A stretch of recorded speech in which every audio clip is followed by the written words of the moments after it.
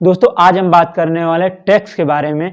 जैसे कि कुछ लोगों का ये सोचना होता है कि टैक्स कितने अमाउंट पे देना पड़ता है सरकार को, या फिर कौन से अमाउंट पे देना ज़रूरी होता है, किस अमाउंट पे नहीं दे सकते हैं, किस अमाउंट पे कितना अमाउंट देना पड़ता है। तो आज इन्हीं सभी सवालों के जवाब हम इस वीडियो में देने वाले हैं। तो चलिए वीडियो को शुरू करते हैं। सबसे पहले हम ये जान लेते हैं कि आपको टैक्स किस कंडीशन में देना होता है। तो जो गवर्नमेंट है वो एक स्लैब जारी करती है हर फाइनेंशियल ईयर में। तो 2021 और 22 के हिसाब से अगर हम आपको बताएं तो अगर 2021-22 की देखें तो आप 2.5 लाख रुपए की आपकी अगर सालाना इनकम होती है तो आपको कोई भी टैक्स नहीं देना होता है। ध्यान दीजिएगा हमारी बातों को। 2,50,000 रुपये से 1 रुपये भी ज़्यादा नहीं होनी चाहिए। 2,50,000 रुपये अगर आपकी सालाना इनकम है तो आपको कोई भी टैक्स नहीं देना पड़ेगा।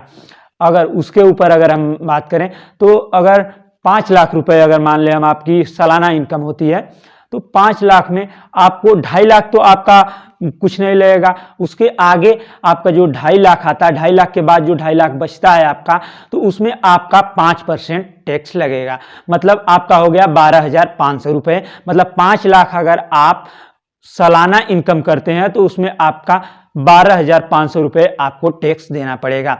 लेकिन उसमें भी आप छूट पा सकते हैं। अंडर सेक्शन 87A के तहत आपको 12,500 रुपये तक की छूट मिल सकती है। लेकिन उसमें एक कंडीशन होती है, आपकी 5 लाख रुपए से 1 रुपये भी ज़्यादा इनकम सालाना नहीं होनी चाहिए। अगर आपकी आय सालाना जो है वो 5 लाख रुपए से 1 रुपये भी ज़्यादा नहीं है तो आप अंडर सेक्शन 87A के तहत 12,500 रुपये की छूट पा सकते हैं, जो कि 2.5 लाख रुपए का 12,500 रुपये 5% होता है। तो ये हो गया।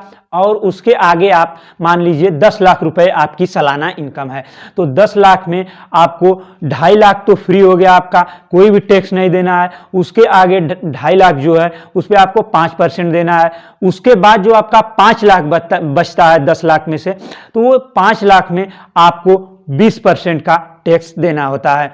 20% मतलब आपका हो गया 1 लाख रुपए। 5 लाख का हो गया 20% आपका 1 लाख रुपए। मतलब आपकी अगर टोटल इनकम 10 लाख रुपए सालाना है तो टोटल टैक्स आपको देना पड़ेगा 1 लाख रुपए प्लस 12,500 रुपये। मतलब 1,12,500 रुपये आपको 10 लाख सालाना इनकम पे 1,12,500 रुपये आपको टैक्स देना पड़ेगा।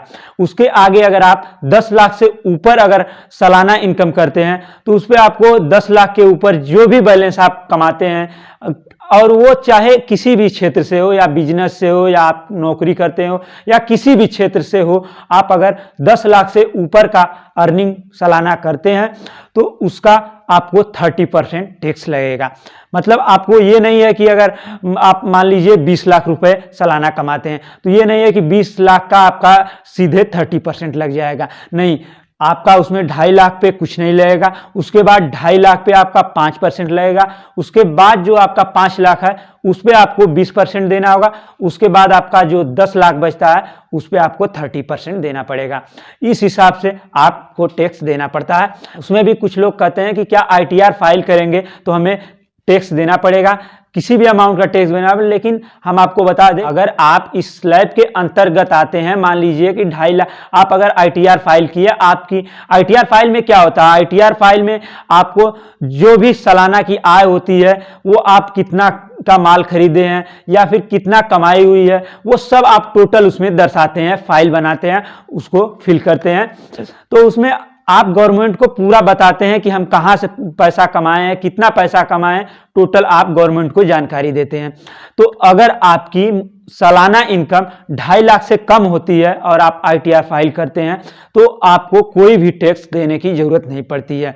ये नहीं है कि आप ITR फाइल किए तो आपको टैक्स देना ही पड़ेगा। नहीं, अगर आप उस स्लैब के अंतर्गत आते हैं जिसमें आपको टैक्स देना है तभी आपको टैक्स देना पड़ेगा, वरना आपको टैक्स नहीं देना पड़ेगा। तो दोस्तों, अगर जानकारी पसंद आई हो तो वीडियो को लाइक कीजिएगा, चैनल को सब्सक्राइब कर लीजिएगा। मिलते हैं ऐसे ही नेक्स्ट वीडियो।